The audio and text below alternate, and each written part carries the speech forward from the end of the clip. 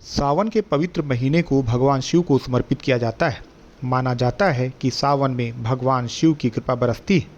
इस साल सावन का महीना 22 जुलाई को शुरू हो गया है और ये महीना 19 अगस्त सावन पूर्णिमा को पूरा होगा। सावन कांवड़ यात्रा 22 जुलाई से शुरू हो चुकी है, जो कि अगस्त 2024 तक चलने वाली है। आज सावन का दूसरा सोमवार है।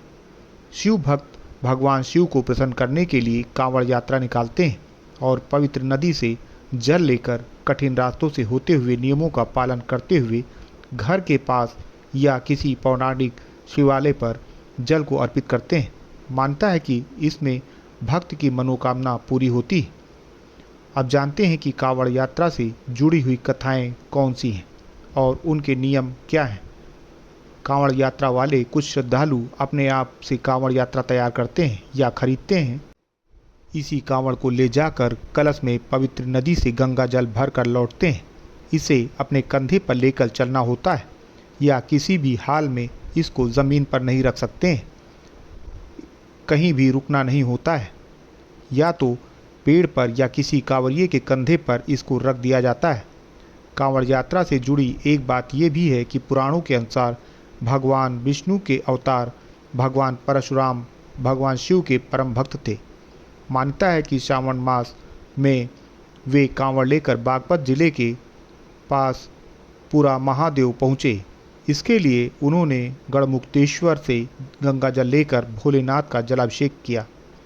तभी से इस परंपरा की शुरुआत मानी जाती है। एक दूसरी मान्यता ये भी है कि समुद्र मंथन के दौरान जो विष निकला था उसे भगवान शिव ने संसार की रक्षा के लिए पी लिया था।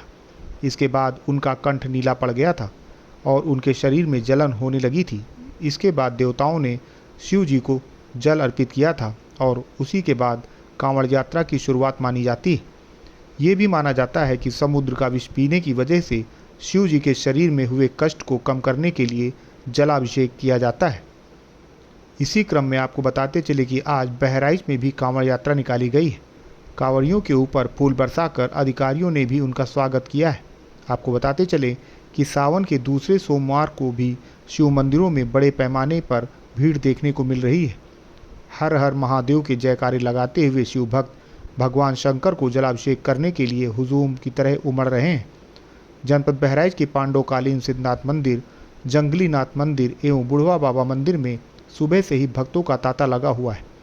सरयू नदी से जल भरकर कांवड़िए डीजे की धुन पर नाचते गाते शिव मंदिर पहुंचकर जलाभिषेक कर रहे हैं। लाल वस्त्र पहनकर जलाभिषेक करने जा रहे कांवड़ियों के ऊपर जगह जगह फूल बरसाए जा रहे हैं। सुरक्षा व्यवस्था के साथ देखरेख में तैनात अधिकारियों के द्वारा इन शिव भक्त कांवड़ियों के ऊपर फूल बरसाए जा रहे हैं। बोल बम के जयकारे के साथ हजारों की संख्या में कांवड़िए भोले बाबा को जल चढ़ाने एवं सर्वहित कल्याण की मनोकामना लेकर कड़कड़ाती धूप में शिव मंदिर की तरफ बढ़ते चले जा रहे हैं।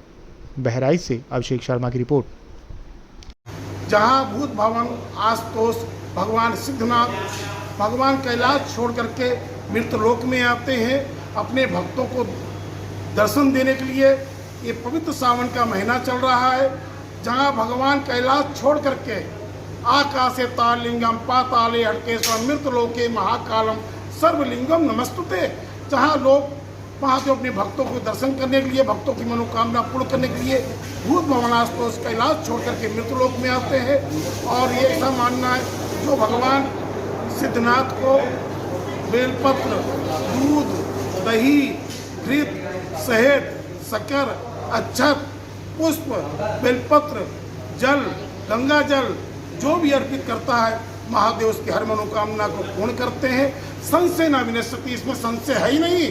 ऐसे भगवान भूत भवन आशुतोष भगवान राजराजेश्वर भगवान सिद्धनाथ जो द्वापर कालीन पीठ है, जो 5000 वर्ष पुराना पीठ है, जहाँ पर दक्षिण मुखी हनुमान जी महाराज विराजमान है, जहाँ माँ भगवती आदिशक्ति जगदम्बा राजराजेश्वरी माँ पार्वती विराजमान है, जहाँ भगवान विघ्न हरता मंगल करता भगवान गणपति जी विराजमान है, जहाँ हमारे मुर्गन स्वामी जिनको कार्तिकेय स्वामी कहते हैं, नमस्कृताय सहस्त्र मूर्ति सहस्त्र पादाक्ष स्थूल बाहुए सहस्त्र नामनाय पुरुषाय सहस्ते सहस्त्र कोटि उद्धार नमः, जो देवासुर संग्राम में देवताओं के सेनापति बने थे, ऐसे भगवान कार्तिक विराजमान है।